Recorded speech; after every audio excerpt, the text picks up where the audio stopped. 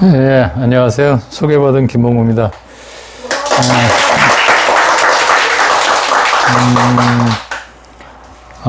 마을과 아이들이라는 공동체에서 이제 강연을 하게 돼서 제가 하고자 하는 그 얘기를 여러분들이 좀 이해하실 수 있는 분일 거다, 이런 생각이 있습니다.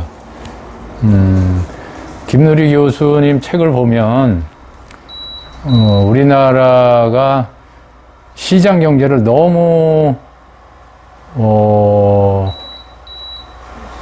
존중한다 그럴까요? 시장 경제를 방해하는 거는 뭐 다 악으로 본다 그럴까?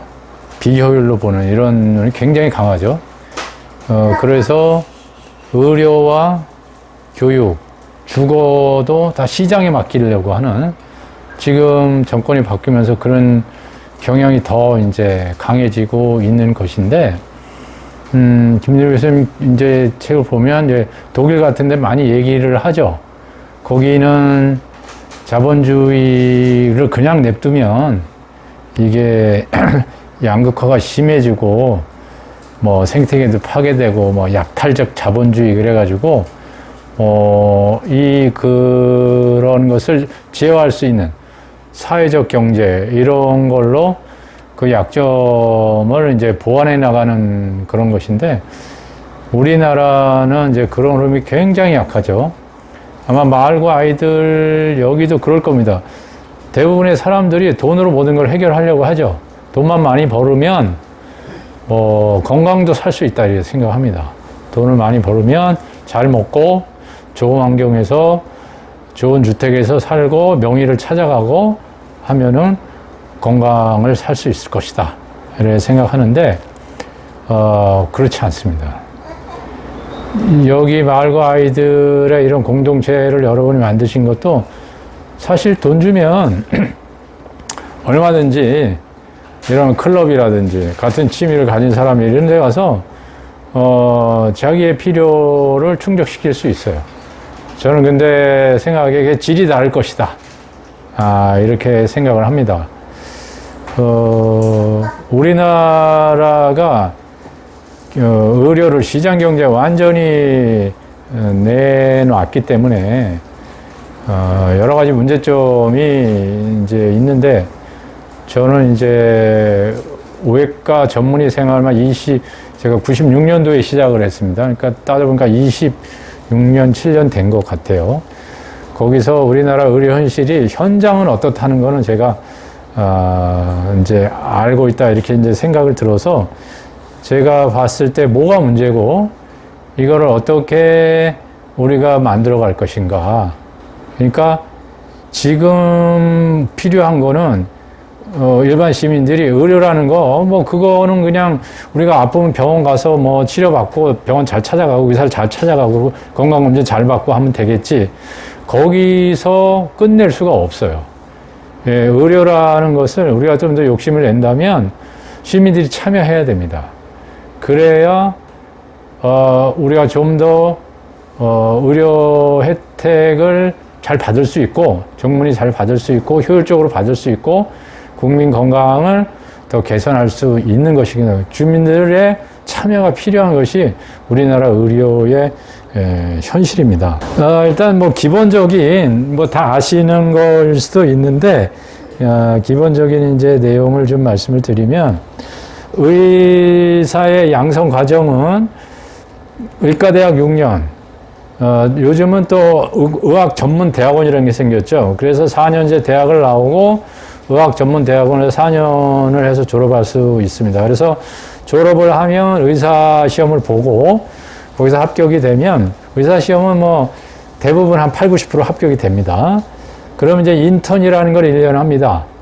인턴은 이제 대학병원에서 달마다 돌아가요. 이달은 내과, 그 달은 외과 해가지고 이제 완전히 그 허드렛 일을 하면서 1년을 돌면서 이제 배우는 것이죠. 그리고 다음에는 레지던트 시험을 봅니다. 자기가 해보니까 나는 외과를 할래. 내과를 할래, 신경외과를 할래, 이제 그렇게 해서 지원을 해서 레지던트 시험을 봐서 붙으면 이제 레지던트를 하는데 한 3년 짜리도 있고 4년짜리도 있는데 요즘 시대는 레지던트가 인기과와 비인기과가 확연히 나눠지고 있습니다.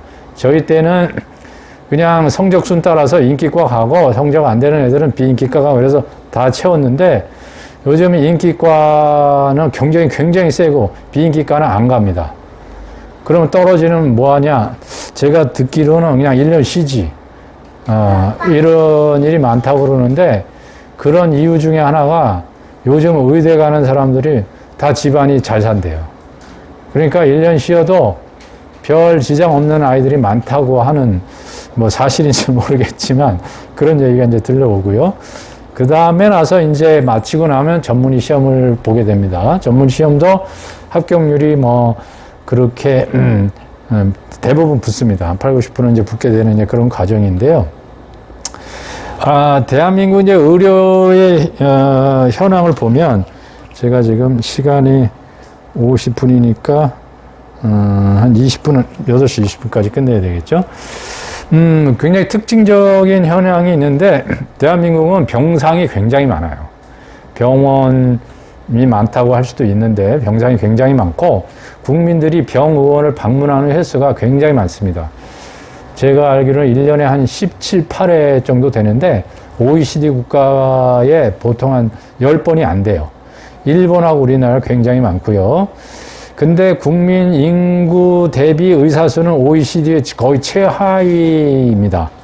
그리고 고급 의료 장비, 뭐 CT, MRI 뭐 이런 것들은 굉장히 많아요. 그러니까 이거를 봐서도 의료가 어떻게 돌아가는 거를 이제 추측할 수 있는데 의사들이 환자를 병원에 굉장히 자주 오게 합니다. 또 어떤 면에서는 국민들이 병원에 자주 갑니다. 그리고 병상 수가 많으니까 입원을 많이 해요. 그리고 고급 의료 장비가 많으니까 검사를 많이 하는 겁니다. 이런 이제 특징이 있고요. 대한민국 의사들의 근무하는 이제 형태를 보면 이건 이제 되게 이제 전문의를 땄다고 가정하는 우리나라는 거의 한 90% 정도는 전문의를 따는 것 같아요. 일반인은 꼭 이제 낙오한 것 같은 이제 그런 취급을 받기 때문에 전문의를 다 따는데 전문의를 따고 나서 자기가 이제 의원을 개설하는 개원의가 있고요. 그 다음에 이제 종합병원에서 취직하는 봉직이, 그 다음에 대학에 남아서 교수로 역할하는 교직이 이렇게 이제 대별이 되죠. 그런데 그 의사들별로 자기 어떤 단체를 만들었어요.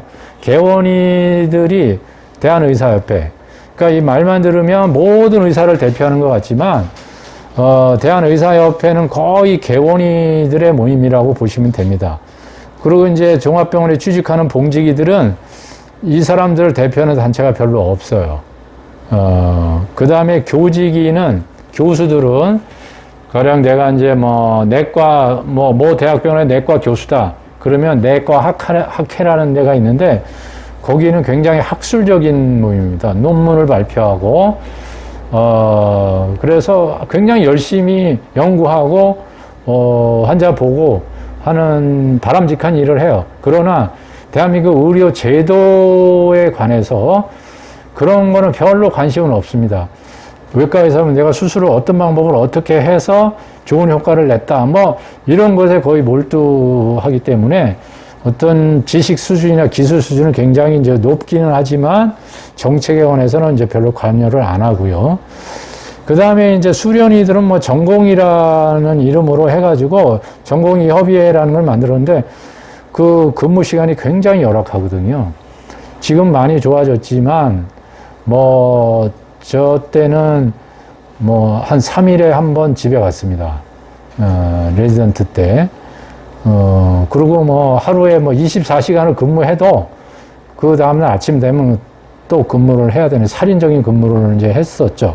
근데 지금은 뭐 80시간, 뭐 100시간 뭐 이렇게 좀 조화는 졌다고는 하더라고요. 그러니까 이제 노조 같은 성격이 있고, 그 다음에는 이제 자기가 큰 병원을 운영하는 그 의사들이 있지 않습니까? 그 병원협회, 대한병원협회가 있는데 여기는 이제 어떻게 보면은 경영하는 의사들의 모임이죠.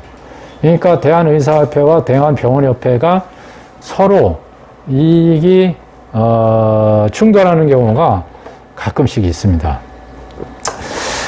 대한민국 의료의 장점이 있습니다. 의료의 수준이 선진국 못지 않습니다. 어떤 기술이나 수술하는 어떤 실력이나 장비나 병원 규모 이런 것이 선진국 못지 않아요. 그 다음에 의료기관이 많기 때문에 뭐 진료를 받는데 별 지장이 없어요. 원하는데 웬만한 병원은 다 갈 수가 있습니다. 그 다음에 국민 건강보험, 장기요양보험이 있기 때문에 웬만한 국민들이 다 건강보험 서비스를 받고 있죠. 심지어 미국도 이렇게 안 돼 있지 않습니까? 오바마 케어라는 게 우리나라 건강보험 같은 걸 하려고 했는데 결국 이제 트럼프가 무산시켰던 거고, 그런데 이제 단점은 공공의료기관이 10% 정도에 불과합니다. 나머지는 다 민간 의료기관이고, 그러니까 개인이 돈 내고 만든 병원이에요. 그렇게 하다 보니까 경영을 해야 되지 않습니까? 그러면은 돈을 벌지 않을 수가 이제 없게 되고, 뭔가 진료를 하다 이게 돈이 안 된다 그러면 나부터라도 그거는 안 하게 되는 거죠. 이번에 코로나 사태 때도 우리가 봤지 않습니까? 코로나 환자가 어디 모 병원에서 발생했다 그러면 차단.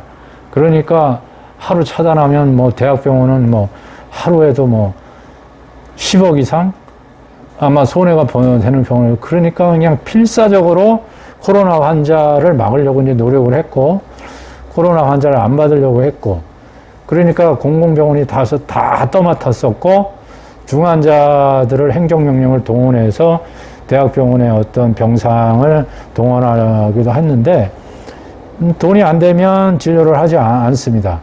그리고, 대한의사협회 같은 경우에는 다 어떻게 보면 경영주니까, 자기가 투자한 것이 국가 정책에 따라서 위태로워질 때, 단체로 파업을 하게 되는 거죠.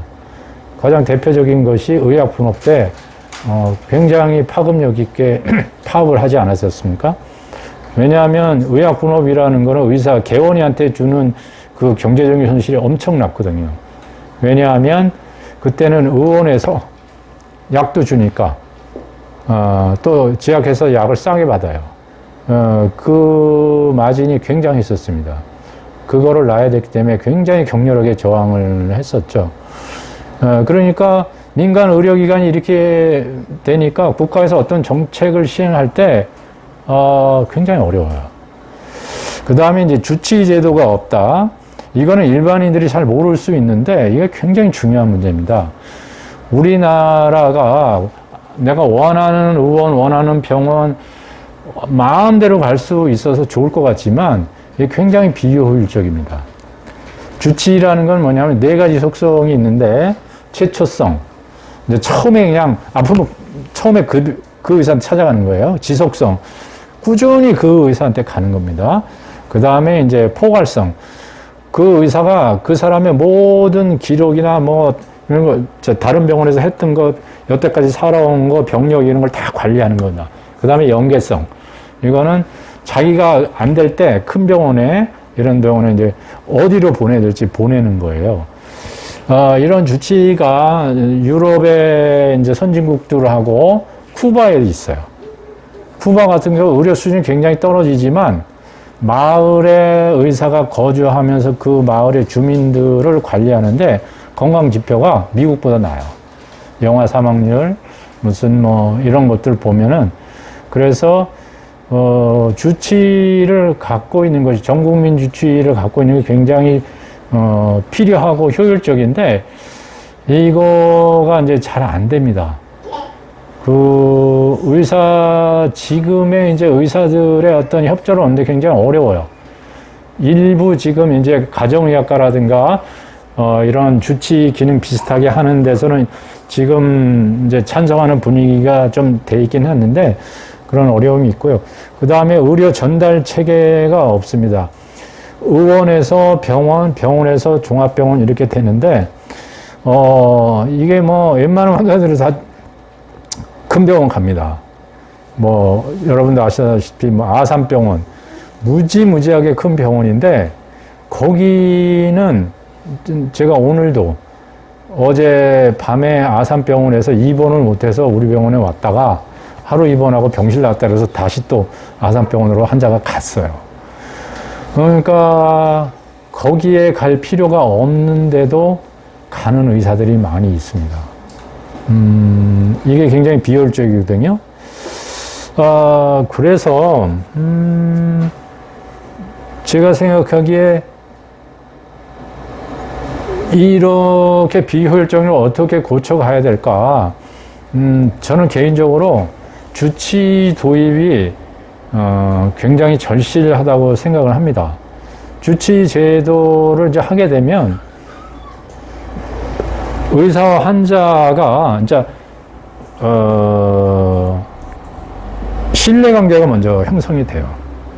왜냐하면 앞으로 계속 봐야 되니까 신뢰관계가 형성이 되고 의사 입장에서 환자를 굉장히 잘 알게 되기 때문에 이 사람이 어떠한 새로운 증상을 가지고 왔을 때 그동안에 파악된 지식을 바탕으로 굉장히 진단하기가 쉬워지고 그 다음에 어떤 처방을 내리기가 쉬워지죠.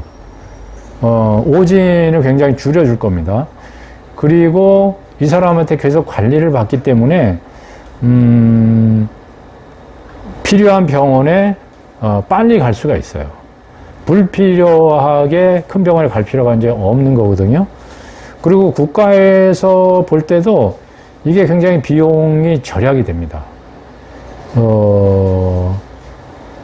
그리고 의사들의 입장에서도 볼 때 자기가 필요한 환자를 볼 수가 있어요. 대학병원에 전문 진료를 하는 의사가 뭐 불필요한 환자를 보지 않게 되거든요. 제가 아는 정형외과 의사였는데 대학병원에 무릎에 스포츠학의 대가였어요. 그분이 하는 얘기가 뭐냐면 자기가 뭐 수술이 3개월, 외래가 뭐 5개월 이렇게 밀려 있는데 정작 자기한테 오는 환자의 10%만 내가 볼 환자다. 그렇게 얘기를 하더라고요. 이게 이제 주치의가 없으니까 명의다. 그리고 이제 소문이 나면은 그냥 다 몰려가는 겁니다. 그리고 정작 필요한 사람들은 진료를 보내면 굉장히 오래 걸리는 거죠. 그리고 또 여기 이제 대학병원에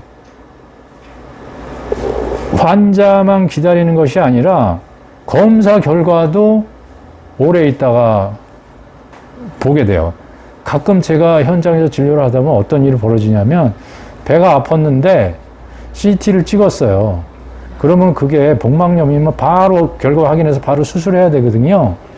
그런데 어떻게 이게 큰 병원에서 건너고 하다 보면 복부 이제 CT를 찍어 놓고 일주일 있다 오세요 이러는 거예요. 그랬는데 그 사이에 배가 아프니까 저한테 온 겁니다. 근데 응급수술을 해야 되죠. 이런 일이 뭐 그래 비일비재하지는 않겠지만 대학병원에서 다 좋을 것 같지만 그렇지 않아요. 그런 어떤 기동성이 떨어진 면이 있는 것이거든요. 이런 것을 주치의가 걸러내서 조정을 이제 할 수가 있는 것이죠. 그 다음에는 의료 전달 체계를 확립을 해야 됩니다. 주치라는 것은 의원들이 해줘야 되고, 우리가 의료라는 거는, 의료기관이라는 건 지역성을 가질 수뿐이 없거든요. 그러니까 내가 뭐 감기 걸렸는데 어디 멀리 갈 수는 없잖아요. 불편하고 배 아픈데 멀리 갈 수는 없고, 지역성을 갖기 때문에 주치 기능을 하는 의원들은 동네의 주민들을 자기가 관계를 맺고 지속적으로 돌보는 그런 기능을 해줘야 되고요. 그 다음에는 지역에 거점 병원이 있어야 됩니다. 이 사람이 주치의가 봐서 입원도 해야 되고 수술도 해야 되고 검사도 해야 되고 뭐 필요하면 검진도 해야 되고 이럴 때 지역에서 그 역할을 해줄 수 있는 병원이 필요해요. 그러면은 의원에서 바로 연락을 해서 지역 병원에 입원하거나 수술하거나 검사할 수 있는 그런 시스템이 갖춰져야 되는데 우리나라는 지역에 있는 의원과 병원이 서로 경쟁하기 때문에 별로 신뢰관계가 별로 없어요. 가령 예를 들어서 정형외과를 개원하고 있는 의사가 있고 저희 병원에 정형외과 있잖아요. 그럼 뭐 지네들이 뭐 의원 입장에서는 그런 거예요. 지네들이 나보다 뭐 더 잘한다고. 그래서 지역에 안 보냅니다. 어디 보내느냐? 자기가 안 되면 먼 대학병원을 보내는 거예요. 그래야만이 이제 어떤 면에서는 그 자기가 환자로부터 신뢰를 받을 수가 있는 거거든요. 그러면 환자들은 그 북새통이 큰 거대한 병원에 가가지고 거기서 이제 오래 기다려야 되고 여러 가지 이제 심신이 피곤해지는 그런 경험을 하게 됩니다. 돈도 적지 않이 들어가게 되고요. 그 다음에는 3차 전문병원은 지금도 근무하고 있는 의사들은 저는 사실 열심히 근무하고 제 역할을 하고 있다고 봅니다. 그런데 전달 시스템이 없기 때문에 몰려오는 환자들을 어쩔 수 없이 자기가 봐야 되는 그런 면이 있거든요. 이걸 이제 걸러줘야 되는데 그래서 국가가 그런 어떤 제도적인 장치를 해서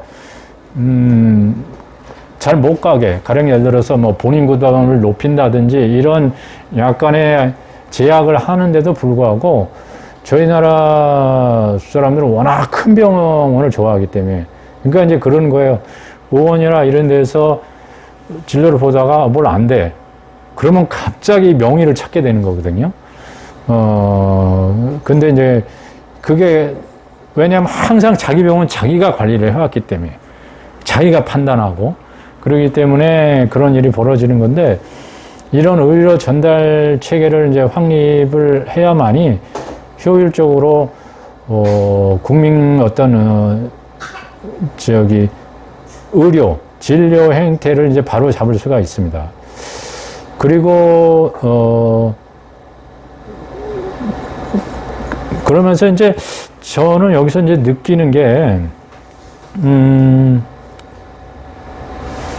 지금 그러면 의원 이제 각 기관별로 우리가 어떻게 개혁을 해야 되느냐. 의원은 주치 기능을 하게 해야 되는데 의원도 전문 진료하는 데가 많이 있어요. 그런데 기능적으로 주치 기능을 하는 과들이 있습니다. 내과나 가정의학과나 소아과나 이런 데는 기능적으로 주치하는 그런 의원, 그 다음에 전문적인 진료를 하는 또 의원이 있어요. 그거를 구분을 하면 좋겠다 이런 생각이 들고요. 필요하면 이거 의사들이 굉장히 반발할 것 같으니 공공의원을 설립하는 것도 고려해 봐야 된다고요. 여기에는 주치의제를 도입하고 그 주치의제를 도입하면 자기가 거기에 이제 등록을 하는 거예요. 그럼 자기는 항상 아프면 글로 가야 돼. 예. 그렇게 해서 그러면 이제 그 병원의 의사는 지불 제도를 다른 형태로 보는 겁니다. 환자를 볼 때 얼마 이렇게 받는 게 아니고 자기한테 등록되어 있는 환자에 따라서 인두제식으로 서양에서 주치 제도가 있는 데는 그렇게 많이 해요. 자기한테 등록을 1000명 내지 1500명이 할 수 있고 등록된 인원 곱하기 그 의사의 어떤 경험이라든가 과거의 실적이라는 것을 곱하기 해가지고 이제 국가에서 월급을 주거든요. 그래서 그런 그러니까 이제 그런 분들은 어떻게 되냐면 자기가 맡고 있는 환자의 건강을 증진시키는 일을 열심히 해야 돼요. 자기가 맡았는데 자기가 맡은 환자들의 건강 지표가 떨어진다든지 그러면 자기 이제 인센티브 점수가 깎이는 겁니다. 그러니까 어떤 면에서 기존의 의사와는 일이 다를 수 있어요. 기존에는 이 환자가 많이 아파야 돼요. 내가 그래서 치료를 많이 해야 수입이 되지만 이거는 부지런히 가서 예방을 하고 빨리 조치하고 건강지표를 늘려주고 그렇게 해야만이 자기 점수가 올라갈 수가 있거든요. 그리고 그런 기능 중에 하나가 이제 방문 진료, 왕진도 합니다. 상담도 하고. 그 다음에 이제 지역 병원, 지역 거점 병원이 있어야 되는데, 제가 이제 있는 병원이 어떻게 보면은 이제 지역 병원이니까, 지금 우리나라 현실에서, 저는 지역 병원을 만드는 게 굉장히 절실하다. 이런 생각을 합니다. 왜냐하면 앞으로 코로나가 또 터질 경우에 정말 그런 거는 지역에서 해결을 해야 되거든요. 그런데 이게 민간 자본이 들어와 있기 때문에 전혀 국가에서 컨트롤 할 수가 없어요. 공공병원을 많이 세워야 됩니다. 그리고 국가가 관리를 해줘야 되거든요.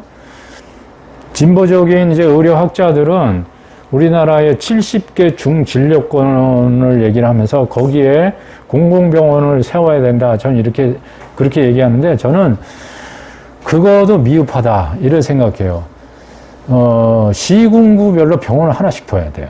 저는 이게 개인적인 생각인데, 그러면 아마 시군구가 245개인가 제가 알기로는 그런데요. 그렇게 해서 시의 우리로 말하면 중랑구 병원을 하나 만들어야 되고, 그게 만들기가 어려우면 중랑구의 어떤 지정병원, 이렇게 협약을 맺는 겁니다. 그래서 그 구에서 구민들을 위해서 이렇게 운영을 하라든지, 어떤 과를 운영하라든지, 어떤 주민을 위한 어떤 예방 사업을 한다든지, 그런 어떤 협약을 맺으면서 그거에 대해서 이제 경제적으로 지원을 해주는 거죠. 특히 시군구 같은 데 보면은, 뭐 산부인과 분만을 하려면 옆구로 가야 된다든지, 뭐 그런 구가 많이 있지 않습니까? 물론 이제 거기는 경제 이런 채산성이 맞지는 않을 거예요. 그거는 이제 국비에서 어떻게 지원하도록 하면서, 저는 그런 거죠. 구별로 보건소가 있고, 뭐 소방서가 있고, 경찰서가 있고, 다 있지 않습니까? 저는 병원도 있어야 된다고 봐요. 그래서 그 구에 맞는 시군구의 병원이 있고, 그거를, 그 자치단체장이 그 운영이나 그거에 대해서 어느 정도 책임을 져야 된다고 봐요. 그러니까 이번 코로나 때도, 안성에 있는 안성의료원하고 안성시장이, 새로운 모델을 보여줬어요. 우리가 이제 어떤 상황이냐면 코로나가 발생하면 이제 보건소로 연락하지 않습니까? 그럼 보건소에서 위로 뭐 중수본 같은 데로 이제 연락을 하면 거기서 환자를 이제 중증도에 따라 배치를 해요. 그러면은 이 사람이 이제 안성에서 생긴 사람인데 경기도 북부에 무슨 의료원에 갈 수도 있고, 안 되면 목포에도 가요. 그리고 보건소는 그 일을 하느라고 완전히 이제 소진이 되고 이제 그런 건데, 이 안성의료원장하고 안성시장이 서로 협약을 해가지고 중수본에 연락하지 않고 자체 내에서 먼저 해결하는 그런 시스템을 좀 갔어요. 그래서 웬만하면 안성병원에 입원시키고, 또 지역에 이제 안성시에 이제 어떤 행정력이 동원돼가지고 비어있는 모텔 같은데 거기에 재택진료 환자, 특히 외국인 환자, 이제 그런 환자, 갈 데 없는 환자 거기다가 숙박하게 하고, 또 거기다 유리를 쳐가지고 접촉은 하지만 이제 대면은 하지만 비접촉하는 진료 저거 하고, 또 지역의 택시회사하고 협약을 맺어서 택시 한 대당 하루에 30만 원을 지급하는 걸로 해서 코로나 환자를 자체적으로 운송을 하고, 약국하고 협력을 맺어서 약국에서 약을 배달해주는, 그러니까 지자체의 행정력이 결합이 됐을 때 훨씬 더 효율적으로 그 코로나 환자를 케어할 수 있는. 그런데요, 서울에 지금 보면은, 제가 외과 의사지만 지금은 좀 줄었는데, 한참 많았을 때 코로나 환자를 이제 119가 태우잖아요. 그럼 그럼 119 대원들이 병원을 알아보는 거예요. 그래서 막 알아보니까 저희 병원에 강남구 환자도 오고 양천구 환자도 오고, 제가 수술의 반은 맹장 환자인데, 뭐 간단한 맹장 환자인데 그게 코로나라는 이유로 안 받는 거예요. 그러다 보니까 내가 한 수술한 환자의 한참 때는 반 이상이 타구 환자였어요. 네. 그래서 속으로 야, 그 잘 사는 양천구, 강남구에서 해결을 못 하는 겁니다. 아무리 잘 사는 강남구청장이라 해도 거기에 자기가 동원할 수 있는 의료기관이 없는 거예요. 그래서 지역의 이런 지역 주민에 따라서 병의 어떤 형태에 따라서 그때그때 맞게 그 병원이 뭐 진료 형태라든가 체제라든가 세팅을 달리해 가면서 일을 해야 되는데, 왜냐하면 이거는 사립기관이고 뭔가 영리 추구하는 단체이기 때문에 그거하고 맞물려서 돌아가기가 굉장히 어려운 그런 시스템인 거거든요. 그리고 저는 또 하나는, 그러면 공공병원을 세웠다고 해서 그게 끝이냐? 그렇지 않다고 봐요. 우리 냉정하게 생각해서 공공병원들 있지 않습니까? 사립병원하고 비교해보면 사실 경쟁력이 떨어지는 면이 있는 건 분명한 거예요. 저는 그게 왜 그럴까? 공공병원이 저는 지자체장하고 주민들이 경영과 운영에 참여해야 된다, 이렇게 생각합니다. 가령 예를 들어서 무슨 어디 홍성군 의료원이다. 그러면 홍성 군수하고 홍성 구민들이 그 의료원의 어떤 운영에 관해서 참여를 해야 돼요. 그래서 운영위원회 같은 것들을 만들어가지고 우리 지역 주민들이 건강이 이러이러하니까 이런 진료 해다, 이런 의사 고용하고, 그 다음에 앰뷸런스도 돌리고 뭐하고 해가지고 주민들이 참여를 해야만이 된다고 봅니다. 왜냐하면 사립병원은 오너가 있기 때문에 강력하게 자기가 어떻게 운영할 걸 드라이브를 걸어서 가기 때문에 그대로 운영이 되고요. 대학병원은 교수들이 명의가 되고자 하는 욕망이 있거든요. 그러니까 굉장히 열심히 환자 보고 진료하고 뭐하고 연구하고 하기 때문에 의료의 수준은 올라가요. 그런데 그러면 공공병원이 어떤 동력으로 돌아갈까? 거기에는 지역의 어떤 그 주민들의 건강을 증진시키기 위한 어떤 공공성, 그게 결합이 돼야 되는데, 병원 안에 지역 주민의 어떤 참여나 어떤 그 자치단체장의 어떤 관리, 이런 것이 굉장히 미흡하지 않나. 그러니까 맨날 보는 게 적자 나는지 안 나는지 이런 걸 따져보는 거거든요. 여기서 과연 지역 주민을 위해서 어떤 사업을 하고 건강유지는 어떻게 했는지, 주민의 필요는 얼마나 채워졌는지, 이렇게 주민이 참여하면서 만들어가는 그런 병원, 특히 지역 거점 병원은 그런 병원이 돼야만이 제 기능을 하는 병원이 될 것이다, 이제 이렇게 생각이 들고요.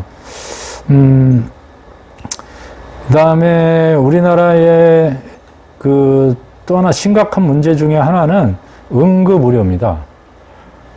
응급의료. 가령 예를 들어서 저는 이거를 외과 의사 하면서 엄청 많이 느꼈는데,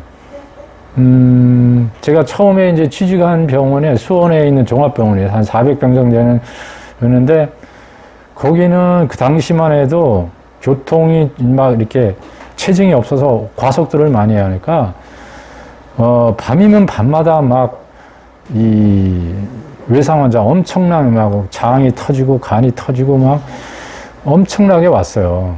그래가지고 밤이면 밤마다 이제 불려나가서 이제 수술을 했는데, 버거운 거예요, 이게. 그런데 환자를 보낼 데가 없어요.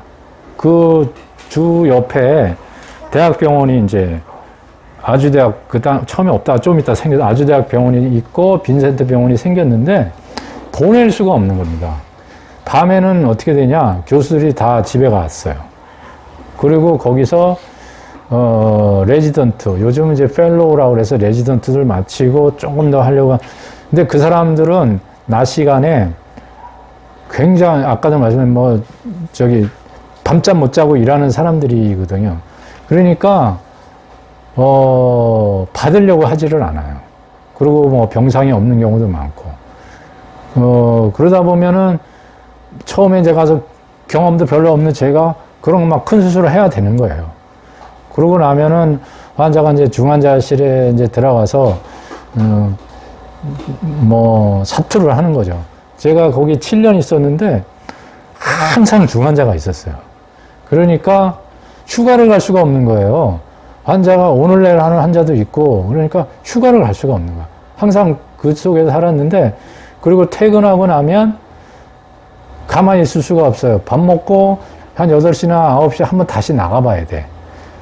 그러니까 한 번은 제가 쓰레기를 버리려 딱 밤에 나가니까 우리 딸이 아빠 또 가? 근데 이제 우리가 알지 않습니까? 수원에 그 유명한 의사 있죠, 이국종. 그분이 이제 그 일을 한 거예요.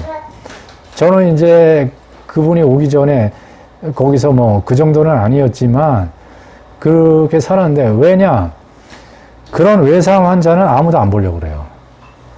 그러니까 항상 환자가 수술받을 것, 치료받을 것을 향해서 막 떠돌아요.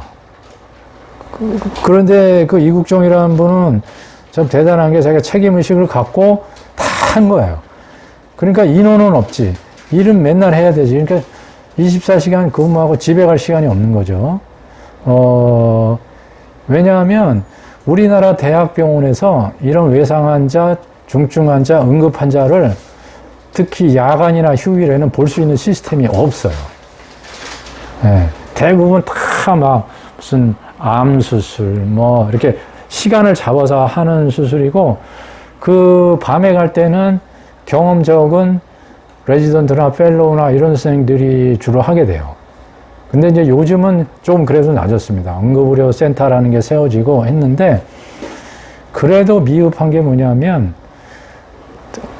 응급실에 가가지고 그냥 응급 처치는 되는데, 이어서 바로 수술을 하거나 시술을 해야 될 때, 그런 수술하나 시술하는 대가나 명의들은 밤 근무를 안 해요.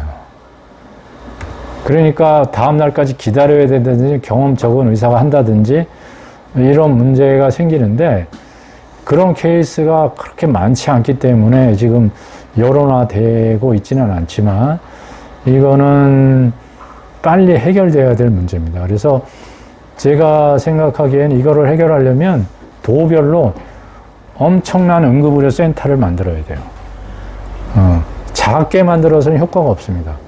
그래서 모든 의사가 24시간 상주할 수 있는 시스템, 그러면은 작게 만들어서는 그런 규모를 할 수가 없어요. 그래서 서울이면 서울, 저는 이제 제일 좋은 게 국립의료원 그쪽이라고 생각해요. 국립의료원 옮긴다 어쩐다 그러는데, 거기다가 모든 의사가 24시간 상주하려면 인원이 엄청나죠. 시설도 있어야 돼요. 대신에 서울에서 발생하는 모든 응급 중환자는 앰뷸런스나 헬기를 이용해서 한 곳으로 모으는 거예요. 그러면 케이스가 될 거예요.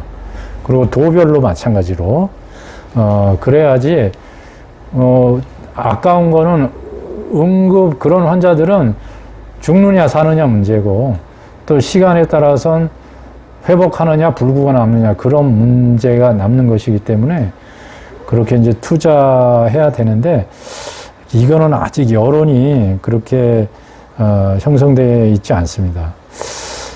그래서 이제 결론적으로 이제 말씀을 좀 제가 드리고 싶은 거는, 이 의료에도 커뮤니티 개념 도입이 절실하다는 겁니다. 이 지역, 그 지역에서 거주하는 주민들을 위한 의료 시스템을 그 지역에서 만들어야 된다는 거죠. 그래서 지역의 의원들은 동네의 주민들을 지속적으로 관리해야 되고, 지역에 있는 거점 병원은 그 지역에 필요한 기능을 담당할 수 있는 병원으로 세팅을 해 나가는데, 이거를 병원에다만 냅둬서는 안 된다는 겁니다. 거기에는 지역 행정력이 관심을 갖고 결합하고 주민들이 참여해서 요구하고 그 다음에 필요하면 도와주고 뭐 이렇게 해서 지역의 분들이 참여해야만이 우리가 제때 치료받을 수 있는 의료 시스템을 만들어갈 수 있다는 거죠. 예. 그래서 우리의 참여가 지역의 효율적이고 인간적인 의료, 더 나아가 모든 사람이 케어받는 통합돌봄 체계가 갖춰질 수 있을 거다 이렇게 생각합니다. 예, 이걸로 제 강의를 마치겠습니다.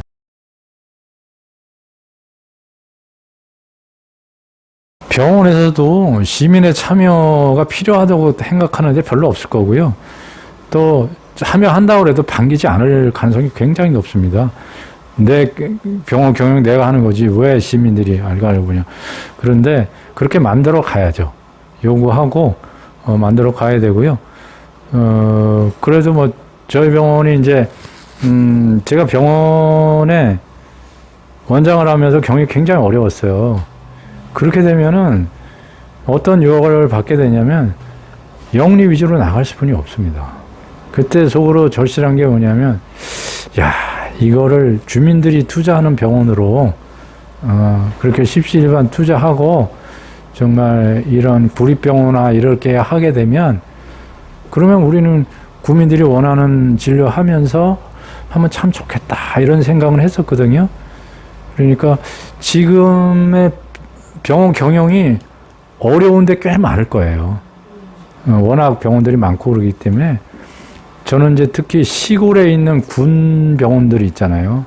그런 데는 뭐 좀 군수나 이런 분들 아니면 이제 도나 이런 데서 지원을 해가서 뭐 좀 국가에서 이렇게 뭐 사들이는 것도 한 방법이고 사들이기가 쉽지 않으면 제1을 해서 협약을 맺어서 적자를 보존해 줄 테니까 뭐 산부인과 의사도 좀 있고 분만실도 좀 운영하고 소아과도 뭐 밤 10시까지는 좀 운영을 하고 그 다음에 뭐 지역에 저기 방문하는 의사도 둬서 좀 몇 세 이상은 뭐 의무적으로 좀 방문도 하고 이렇게 협약을 맺어서 운영하면 참 좋지 않을까 그런 생각이 있습니다. 의사들 구분을 하면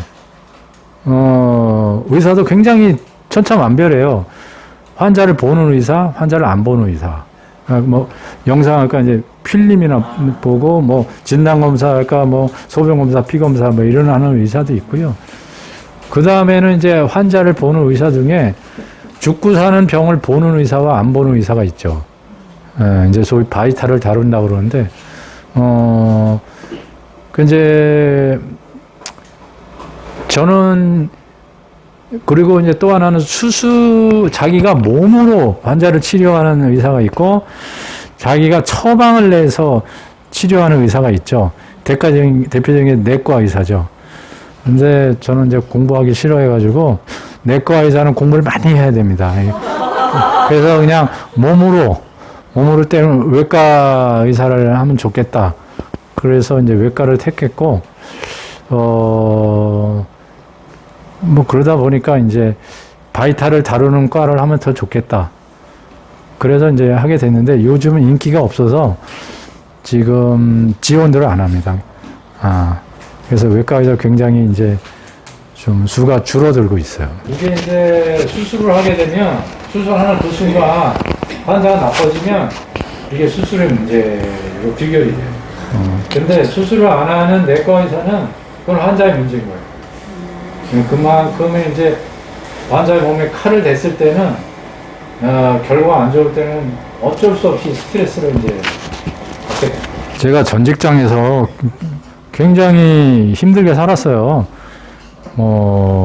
그냥 밤이면 밤마다 나가고 휴가도 없었고 그랬는데 하다 보니까 의료소송에 제가 한 2건 걸렸었거든요. 그러면서 제가 그랬어요. 야, 내 직업이 잡혀가가지고 그 바닷가에서 뭐 고기잡이 하는 어선 다음으로 힘들다. 근데 이제 농담하면 그렇게 얘기를 했는데, 근데 결과는 뭐냐면 내가 소송을 당하는 거예요. 그리고 굉장히 이제 그런 얘기를 한 적이 있어요. 거기에 같이 근무하던 신경외과 선생님, 그분 굉장히 열심히 하는 분이었는데, 그분 이제 밤마다 이제 뭐 뇌출혈 환자 수술하러 나와요. 근데 굉장히 피곤하다 보면 그런 얘기를 해요. 콜 받고 이제 나오는데, 아파트 복도를 나오는데, 스펀지를 밟고 나오는 것 같은 기분이 든다는 거예요. 막 피곤이 계속 쩔으니까. 그러면서도 이게 뭐 환자한테 별로 신뢰를 받지 못하는 거예요. 그래서, 야, 여기서 내가 뭐 이렇게 계속 한다고 해서 변화되는 게 무엇인가. 이제 그런 거죠. 결국 신뢰가 부족한데 어떻게 의료진과 환자와의 신뢰를 회복할 수 있을 것인가. 신뢰받는 병원에 근무해야 되겠다 이렇게 이제 생각을 했었고, 그러면서 이제 원진에서 구리에 병원이 먼저 생겼었는데 그때는 TO가 없어서 못 갔어요. 그런데 이제 그 이어서 이제 서울 옥색병원이 생긴다는 소식을 듣고 그때 이제 구리병원에 선배가 먼저 갔는데 저걸 이제 오라고 했던 거죠. 그리고 제가 수원에 처음에 갔을 때는 저는 학교 다닐 때 이제 우리 때는 데모를 엄청 했지 않습니까? 근데 이제 저는 데모를 하나도 안 했어요. 좀 이제 눈이 띄었을 때는 이미 시간적으로 뭔가 공부량이나 이런 게 많아서 그래서 굉장히 빚진 마음이었죠. 그래서 이제 전문의를 따고 지역에 이제 바로 내려갔을 때 바로 이제 수원경실련 활동을 했어요. 거기서 그러다가 이제 원진 병원 오면서 처음에 이제 중랑구를 왔는데 아무리 찾아도 시민단체가 없는 거예요. 그래서 이제 희망연대를 만들게 됐죠. 그거는 뭐 의사들이 시작하기는 어려울 거라고 보고요. 국가에서 뭔가 주치제도의 필요성을 갖고 해야 될 거라고 봅니다. 지금 주치제도 도입을 위한 전국민 운동본부라는 게 만들어졌어요. 제가 이제 거기서 일을 하고 있는데 이번 대선 전에 4당 대표를 초청을 해서 주치제도에 대한 각 당의 의견을 갖고 와라 해가지고 그때 한번 토론회를 프레스센터에서 했습니다. 그때 다 거의 긍정적이었어. 지금 생각하니까 국민의힘에서 누가 나왔냐면 김승희 지금 얼마 전에 보건복부 장관 하다가 낙마된 사람 있죠? 그 사람이 나왔어요. 그때 난 그 사람이 약사더라고요. 그래서 저 사람이 뭘 아나 그랬는데 보니까 고문이었었던 것 같은데 국가에서 해야 되고요. 아까 이제 2개는 알겠는데 나머지 2개는 잘 모르시겠다는 한 예를 들어보면 이탈리아 같은 경우에 보면 주민들이 자기가 주치의를 하나 등록을 해야 돼요. 그리고 의원도 거기는 보면은 국가 거예요. 모든 의료 시스템이 국가에서 운영을 하는 거거든요. 그러니까 의사도 의원에 취직을 하는 겁니다. 그래서 가령 예를 들어서 여기 이제 망우동이다. 그럼 망우동 국가에서 운영하는 의원이 있는데, 그러면 이제 어떤 의사가 지원을 하는 거죠. 그러면 이제 국가에서 면접 보고 배치시키면 이 사람이 그 경력이나 문화에서 그 곱하기 몇 있어요. 자기가 등록한 환자 1000에서 1500명 곱하기 몇 해가지고 그 돈을 받는 겁니다. 그리고 거기는 의원이 별로 시설도 별로 없어요. 그냥 환자가 오면 주로 상담하고 그 다음에 처방하고 그 다음에 왕진 나가고 그 필요하면 지역의 병원으로 의뢰서 써주고 대신에 그 사람이 거기 가서 받던 진료 내역이라든가 뭐 그 사람의 병력을 다 관리를 해야 돼요. 네. 그리고 필요하면 이제 뭐 대학병원 같은 데도 갔다 오고 그렇게 관리를 하고 있습니다.